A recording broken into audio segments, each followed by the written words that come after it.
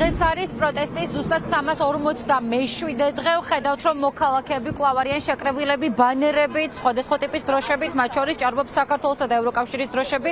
კადრში გაჩვენებთ, ზუსტად ამ მომენტში ჩადგა საპატრულო პოლიცია. ისინი იწყებენ გზის დაცვას იმისთვის, რათა მოქალაქეები არ გადავიდნენ საავტომობილო გზაზე. მიუხედავად იმისა, რომ ეს არის უკვე მესამე დღე, როდესაც ადამიანებს არ აძლევენ გზის გადაკეტვის საშუალებას, ადამიანების ნაკადი არ იკლებს და არ ცხდება რუსთაველის გამზირზე. წინა დღეების განმავლობაში მათ მოიფიქრეს სხვადასხვა მეთოდები იმისთვის, რათა საკუთარი საპროტესტო ხმა გააგონონ ქართულ ოცნებას, ცეცხლ მსვლელობები, პარლამენტის უკან იყო სხვადასხვა ქუჩების მოვლა, მათ შორის იყვნენ ასევე ტაბიძის ქუჩაზე, სადაც არაერთი კაფე-ბარია და სურდათ, რომ იქ მსხდომ ადამიანებს გაეგოთ მათი საპროტესტო შეძახილები. დღესაც იქნება სავარაუდოდ ანალოგიური პერფორმანსები, ამას ეტაპობრივად გავიგებთ, თუმცა მანამდე ეს ადამიანები რჩებიან დედაქალაქის მთავარ გამზირზე, მთავარი მოთხოვნებითა და შეძახილებით და რაც მთავარია, არ უშინდებიან იმ რეპრესიულ კანონებს, რომელიც ბოლო პერიოდის განმავლობაში ამოქმედა განსაკუთრებით სასტიკი წესებით ქართულმა ოცნებამ. მოხუც კაცს მე თუ 4 წელი მქონდა სიცოცხლე, 3 წელი პოლიციამ წაიღო ჩემი. ცუდად გავხდი, ცუდად იმ საღამოსი. ცოტა ხანი მადროვოთ ბიჭო მეთქი და რო გამოვახილე თვალი უთხარი, მითხარით ბოლო რას ეძებ მეთქი და პლაჟში სად წაიღეო და მაშინ მივხვდი რომ პლაჟს ეძებდნენ.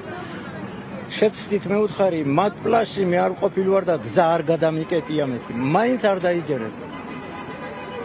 და ის ჩუარი რაც მიპოვეს, სიმართლე გითხრათ, მე ხელოსანი კაცი ვარ და ხმარობ იმას ბოთს კიდევ ხელს იმაში და ჯიბაში დამჭადა.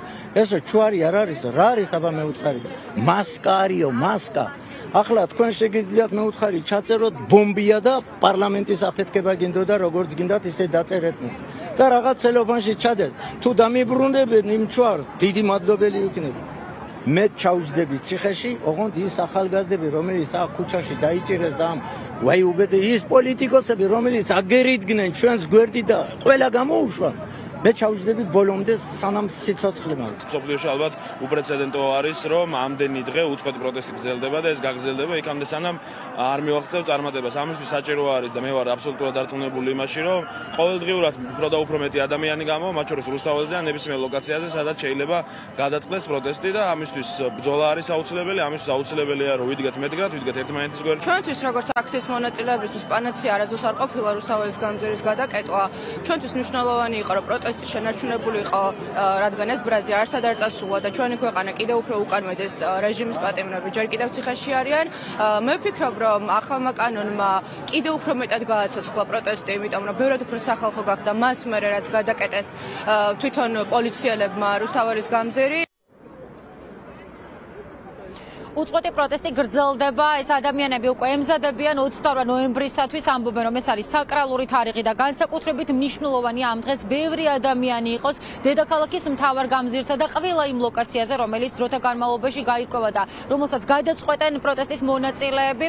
გარდა ამისა, გეტყვით იმასაც, რომ დედაქალაქის მთავარ გამზირზე ყოველდღიურად ვხედავთ ჩვენ იმ ადამიანებს, რომლებიც უკვე იმყოფებოდნენ ადმინისტრაციულ პატიმრობაში, ახლა კი უსმენთ მათ შორის გურამ ქუხილოვას, რომელიც უკვე მესამე დღეა ელოდება იმას, რომ ერთდღიანი პატიმრობის მისჯის შემდეგ წაიყვანენ, დააკავებენ, თუმცა ჯერჯერობით მას არ მიაკითხა პოლიციამ, ჩვენ ვრჩებით მასთან ერთად და გაჩვენებთ, როგორ განვითარდება მოვლენები, თავად აქვს იმის მოლოდინი, რომ შესაძლებელია სწორედ რუსთაველის გამზირზე მის გამოსვლას ელოდებოდნენ.